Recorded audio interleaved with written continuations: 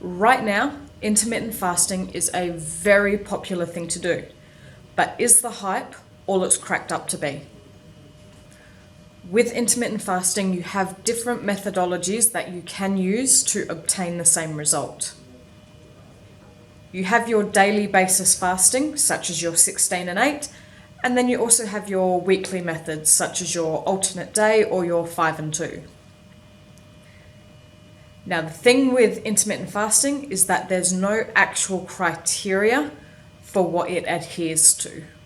Some methods prefer you to stick at eating 25% of your daily caloric needs, while others prefer you to stick at solely 0 calories for the days that you are fasting. When studies first arose about intermittent fasting, the studies that they were comparing were vastly different. They were looking at some traditional calorie studies and comparing them with separate intermittent energy restriction studies.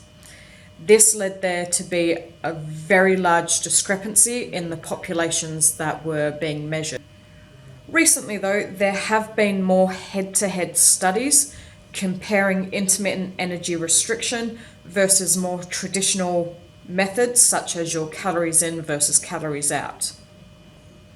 These studies have concluded that intermittent fasting, and I quote, does not produce superior adherence, weight loss, weight maintenance, or cardio protection when compared to daily calorie restrictions.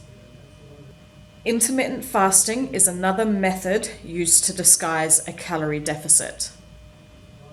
For some people, it might be easier to adhere to a time restriction rather to constantly count calories on a daily basis.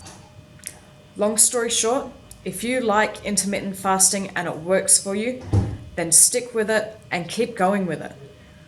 Likewise with traditional calorie counting methods. If you like it and it works, then stick with it and keep going with it as well. Because the research that has been done up to today has said there's no difference either way.